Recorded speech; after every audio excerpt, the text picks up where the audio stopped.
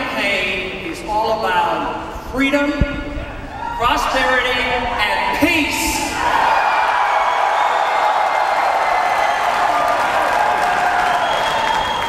The one thing we have to remember is you cannot have freedom without life. We must preserve all life if we expect to protect the individual liberty of each and every one of us. And that means the unborn as well.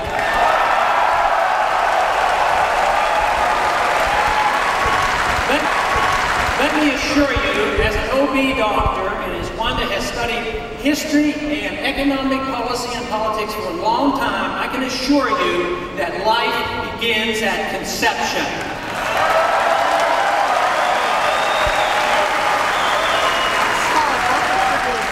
Life begins at conception, and as an OB doctor, I have the legal responsibility of taking care of that life. There is no reason in the world that this government can't protect life rather than the destruction of life like they do when they finance abortion. That has to stop.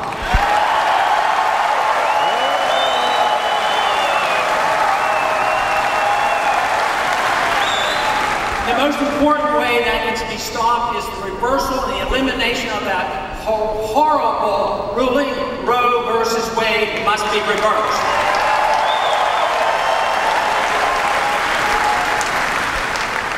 I am an advocate, a very strong advocate, of following very strictly the rule of law, the Constitution of the United States.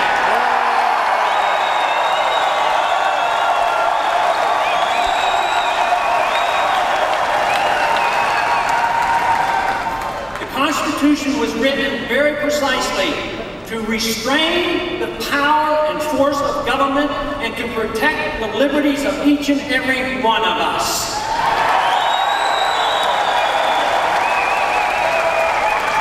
But there are a few very, very important responsibilities of the federal government. One is to provide for a strong national defense. Unfortunately, we have allowed our defense to slip. We are now overreached and we have been weakened.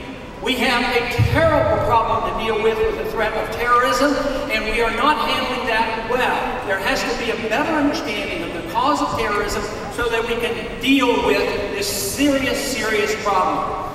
I think 9/11, quite frankly, could have been prevented if we had had a lot more respect for the Second Amendment.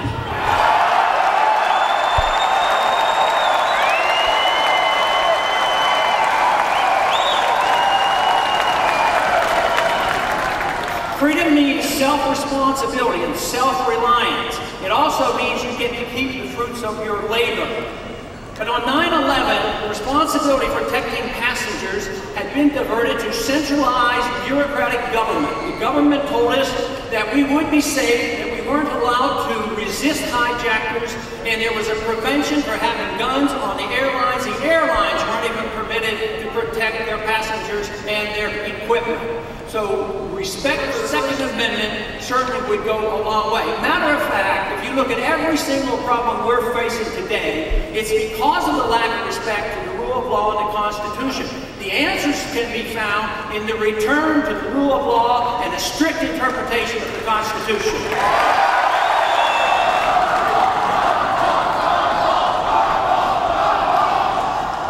Liberty means that we have freedom of choice. The right to life issue is not an issue of freedom of choice. That is a definition of life. But as individuals and as families and as communities, we should have freedom of choice. One of the most important choices that we should have, and we're allowing it to slip away, is the freedom of choice to educate our children. What we need is a restatement so make sure that homeschoolers and private schools are never attacked by our government.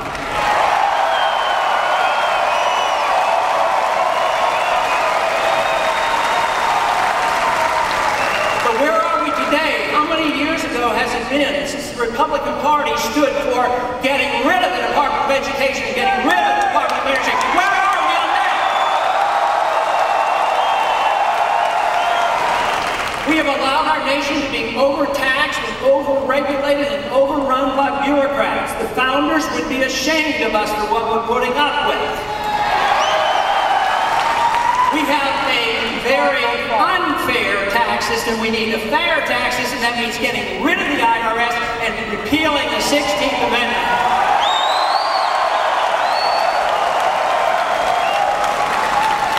A strong national defense means that we have an understanding of national sovereignty.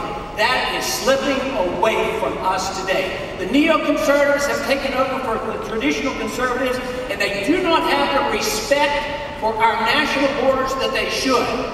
We do not any longer have national sovereignty. We have deferred too much to the United Nations, the IMF, the World Bank, and the WTO, the NAFTA, and the CAFTA agreements, and they should not be part of our system.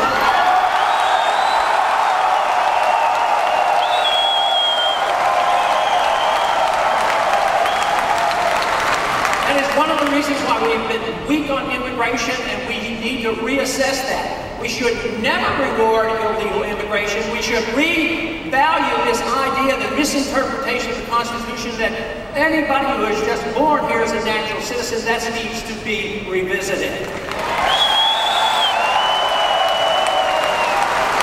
At the same time, we cannot solve the problem of immigration unless we address the subject of the welfare state. Welfare does not help our working conditions in this country.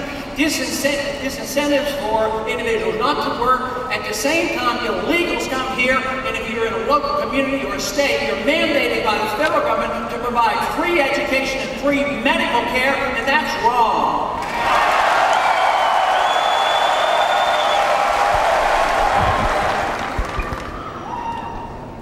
We have a chance to do something this campaign and in this election.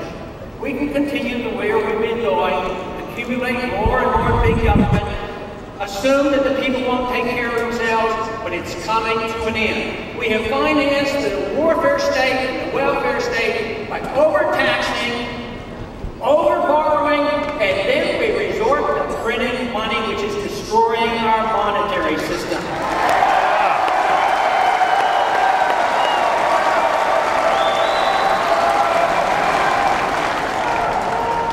Financial markets today are very shaky. A lot of people don't understand what's happening, but there has been predictions of this. It was well known. Bubbles are created by the Federal Reserve System, and to tell you the truth, the Constitution doesn't provide for a central national bank. It doesn't even provide for a Federal Reserve System.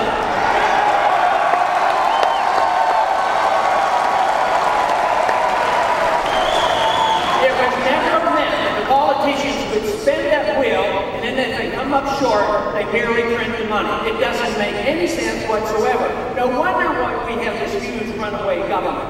We now have a national debt of $9 trillion. We have entitlements of $70 trillion, and we're dumping on the laps of these young people who are upset about what we're giving them, and we need to change it.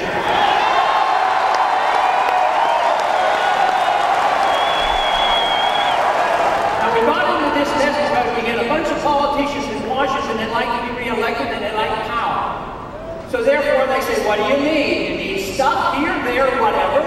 And the politicians gives it to them, they get re-elected. Now there's something happening now. It's not going to play anymore because the country is going bankrupt. We don't have the facility to do it. Our good jobs have gone overseas. We can't run the war and we can't run our domestic spending without borrowing $2.5 billion every single day, most of it coming from, unbelievably, the Chinese. This has to change. But it cannot change without a reassessment of what we believe in. Do we believe in the Constitution? Do we believe that we should have the rule of law? Do we believe that sound money ought to be gold and silver and not break printed money out of thin air?